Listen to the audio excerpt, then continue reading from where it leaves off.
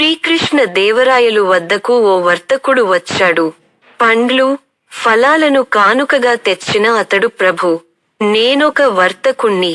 నా దగ్గర మేలిమి జాతికి చెందిన అశ్వాలు దాదాపు 1000 దాకా ఉన్నాయి. అవి గాలి కంటే వేగంగా పరుగెత్తుతాయి. అలుపు ఎరగకుండా ఎంత దూరమైనా సరే పరుగులు తీస్తాయి అంటూ చెప్పుకుపోయాడు. ఆహా, అలాగా అంటూ రాయలవారు అనేసరికి, అవును ప్రభూ, ఇలాంటి అశ్వాలు మీ ఏలుబడిలో ఉంటే మీకు, నాకు గౌరవం. కాబట్టి వీటిని మీరు కొనుగోలు చేయండి అని విన్నవించాడు ఆ వర్తకుడు. సరే, అలాగే వర్తకుడా, ఇదిగో ఈ 5000 బంగారు నాణేలను తీసుకో. వెంటనే నీ దగ్గరుండే అశ్వాలను నాకు తెచ్చి ఇవ్వు అన్నాడు రాయలవారు. అయితే సభలో ఈ తతంగాన్నంతా చూస్తోన్న తెనాలి రామలింగడికి ఏమాత్రం నచ్చలేదు. రాయలవారిని ఈ విషయంలో ఎలాగైనా సరే ఆపాలని నిర్ణయించుకున్నాడు. మరుసటి రోజు రాయలవారు విహారానికి తోటలోకి వచ్చి, అక్కడే ఓ మూలగ కూర్చొని ఏదో పట్టిక రాస్తోన్న రామలింగడిని చూశారు. ఏంటి రామలింగా, ఇక్కడేం చేస్తున్నావు? ఏదో రాస్తున్నట్టున్నావే అంటూ ప్రశ్నించారు.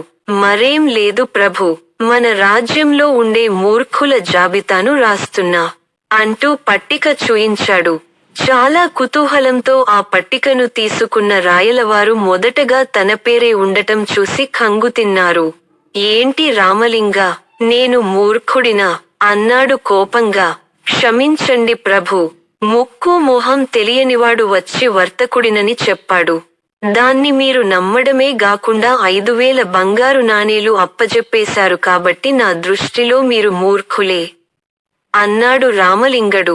రాయలవారు మౌనంగా ఉండటాన్ని చూసిన రామలింగడు మళ్ళీ మాట్లాడుతూ, అంత డబ్బును తీసుకున్న ఏ వ్యక్తి తిరిగి రాడు, అశ్వాలు ఇవ్వడు కదా అన్నాడు. రాయలవారు కాసేపు ఆలోచించిన మీదట ఇలా అన్నాడు.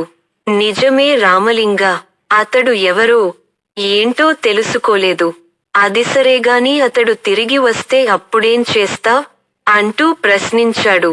అప్పుడు ఈ జాబితాలోంచి మీ పేరు కొట్టేసి వాడి పేరు రాయిస్తాన్లే అన్నాడు రామలింగడు.